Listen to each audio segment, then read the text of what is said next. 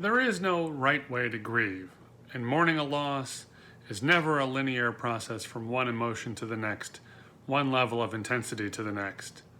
The same could be said about the experiences we have all had over these last 4 months. What is the right way to be quarantined? And I don't mean the important rules about masks and hygiene and social distancing. With those, there should be no question at all regarding adherence. Now, what I'm referring to are the countless large and small changes, interruptions, losses, and challenges each day brings. What about my parents? What about my kids? What about my job?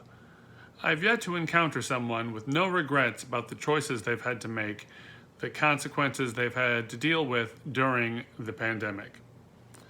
And what about religion? Our connection to God should be purely and deeply a source of comfort and hope during a time such as this. And yet, we Jews don't, for the most part, experience God on our own. Ours is a tradition that expects us to function in community, from needing a minyan to say Kaddish with, to needing another person to argue with. Our people might be particularly poorly suited to mandated isolation. Striking the balance between offering a conduit to God, Torah, and community, while keeping people safe from the dangers inherent in expressing those very values at this time, has not been an easy path to navigate for the leadership of our synagogue, nor for me, just as I'm sure it has not been for you. While throughout history, quarantines have been rather common as a treatment for infectious diseases, managing one was not a part of the rabbinical school curriculum. Rabbi Israel Salanter is reported to have said, "A rabbi who everyone likes is not a rabbi, while a rabbi no one likes is not a mensch." This quip has been in my mind over these months, although it is never far from my mind normally. I understand some of my decisions, particularly about what makes a minyan and saying Kaddish and the like, have not been popular with everyone. And incidentally, let's talk if you have any questions about those things. Just as I know, there have been complaints about other ways in which the synagogue is seen as successfully or not successfully meeting people's needs.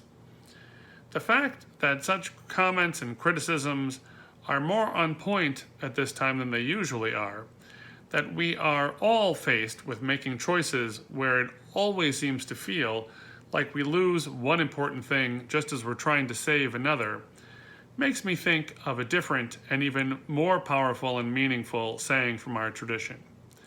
In Proverbs, it reads, "B'chol eit ba'avata tishke tamid." In your love for her, you will err constantly. The book of Proverbs, this is metaphorically speaking about our devotion to Torah and love for God. And for us, I would say, if there were any one piece of advice I could give about these times, that line would be it. Work the hardest during these times, not so much at making sure all of your decisions are right, because for now, there just isn't an easy way to determine that. No, work the hardest at making sure the decisions you are making are made with love. Love for your family and friends, for your co-workers, for strangers, and for yourself. Give yourself a break. Acknowledge if you are feeling lonely, helpless, inadequate to meet the stresses of this time in history. It's okay. None of that takes away from the fact that God needs and loves you so much that the universe couldn't have existed without you being in it at this time. Don't worry if you make mistakes, if you need to try again.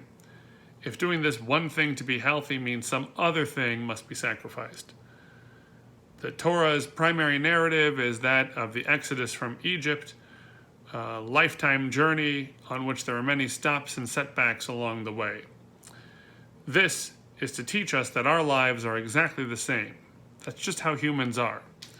So long as we travel with love, we can never be truly lost. And so to conclude, I say to you all, Yevarecha Adonai v'yishmerecha, the Lord bless you and keep you. Ye'er panav elecha v'ychuneka, the Lord make God's face to shine upon you and be gracious to you. Yisa Adonai panav elecha v'yasem lecha shalom, the Lord lift up God's countenance to you and give you peace. Thank you.